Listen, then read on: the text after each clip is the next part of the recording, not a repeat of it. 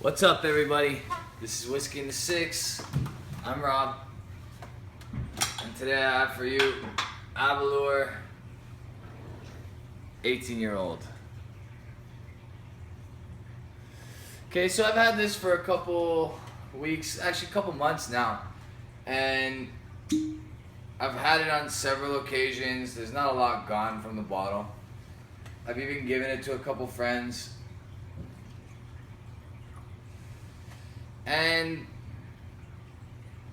I haven't really had too much great to say about it. So I wanted to give it some time. Hopefully it would open up over time. I have heard that if you give it about 6 months open in the bottle, it gets a lot better.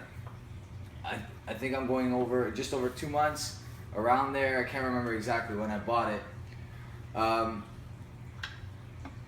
It's good. It's nothing crazy. So basically, it's chill filtered. Doesn't say anywhere on the bottle that it's no added color. So there probably is some added color in there. Bottled at 43%. It's a Speyside Scotch. It says it's from the heart of Speyside, so directly in the center of Speyside, which is in the northeastern portion of the Highland region. Okay, the Highland region surrounds Speyside. Speyside is high northeast in Scotland. Okay, so Speyside Scotch. I usually do a lot of Highlands, okay, and I do some Speysides as well. Glenfiddich is a Speyside, Glenlivet is a Speyside, Benrick is a Speyside. Most of the stuff that I do, though, however, is Highland. Okay, Macallan considers themselves a Speyside, but because of regional rezoning, they're actually a Highland Scotch, so they are not a Speyside. But they, like I said, they consider themselves a Speyside. I'm gonna nose this, taste this, and let you know what I think. As far as what's coming up, I want to try to start having a list of what's coming up for you guys. But the problem is, I'm human, and when something excites me, I tend to be gravitated towards that first. So I've been pushing this one off for a while. I've been pushing off my Tobermory one for a while. Okay, I have a whole bunch of small samples that I've been pushing off for a while. I'm gonna get to them all eventually, I promise you. But I digress. Aberlour, 18-year-old Speyside. Okay, this is a fan favorite for a lot of people. Okay, I've read online pretty good things about it. That's why I was actually pretty disappointed when I tried it for the first time. You get orange, a little bit of orange peel on the nose, some caramel,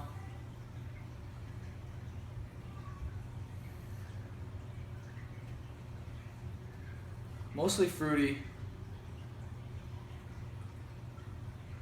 A little bit of apricot, I would say. Peach, apricot smell.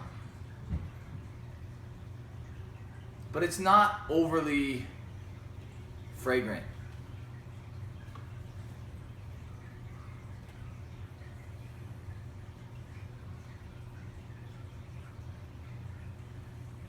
Yeah, not overly fragrant. You could tell there's sherry.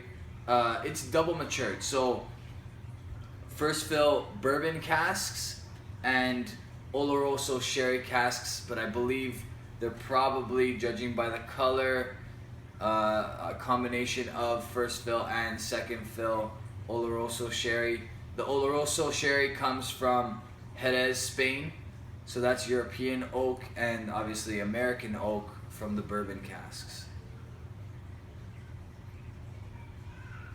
Okay, now I'm picking up a lot of peach. Okay. On the palate,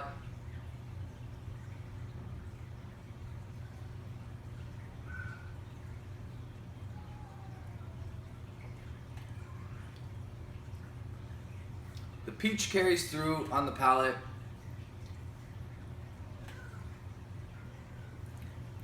It's reminiscent of Elijah 12-year-old, just watered down substantially, in my opinion. Obviously, it's not a bourbon, it's a Scotch. But I wouldn't be surprised if Elijah 12-year-old barrels were used for this particular Scotch, because that peach flavor that you pick up from Elijah Craig, you get here. I would say that is the best part of this Scotch.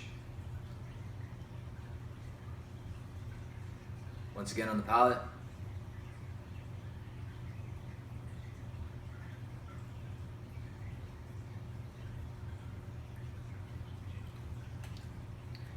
Now, is it better now than it was when I first opened it? 100%. It's definitely better now than when I first opened it. Is it a bottle that I will buy again? It's reasonably priced. At the LCBO, it costs 150 bucks, which is, for an 18-year-old, a fairly good price for LCBO standards. In the UK, it's probably at par with most of the other 18-year-olds.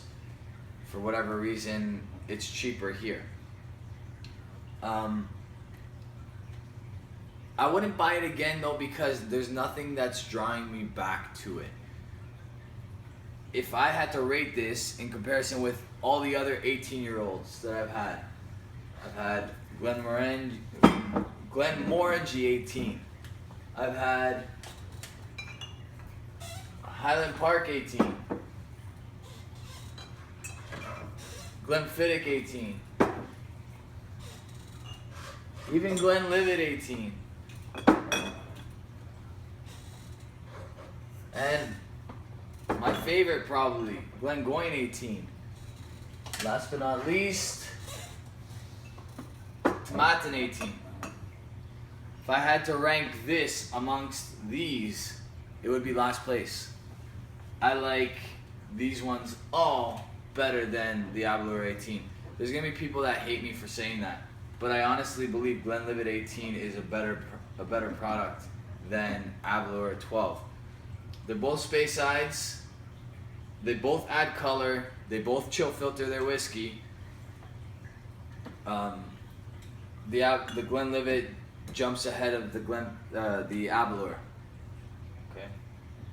Glenfiddich, same thing. Okay, so, and Glenfiddich is actually bottled at 40%. So it's the lightest of the group of 18-year-olds that I have here, but again, in my opinion, better than Aberlour 18. Okay, it's one guy's opinion. That doesn't mean I'm right. A lot of you might disagree, and I'm very curious to know what you guys think about the Aberlour 18 in the comments below. I don't think it's bad by any means, but like I said, I just wouldn't buy it again. So that's a B for me, okay? Maybe even a B minus. Actually, let's go with a B minus. I'm gonna say that's a B minus. It does taste better today than it did when I first opened it, but people don't buy a whiskey to hope that in 2 months, 3 months, 6 months time, it's gonna be a lot better. You buy a whiskey, you pour a glass, you hope that you're getting one of your best experiences in that first glass. Okay, and that wasn't the case here. So, B minus for me. Coming up next, I have Glenfiddich, the original. I gotta get this back to my brother. I have one of my own, but I'm gonna keep it closed. The original's coming up next. Then, likely, the Glenfiddich 15-year-old Distiller's Edition. This one's unchill filtered, or non-chill filtered as they state it on this bottle. And a whole bunch of other things. It's not gonna get boring, I promise you. And eventually, I'm going after that Glengoyne 25-year-old. Once I hear back from the distillery, if they say, no, we can't send you a sample right now, that's fine. I'm gonna open up the bottle and we'll do it that way. Okay, so Aberlour 18, B minus. Thanks for watching, guys. If you like this video, subscribe below.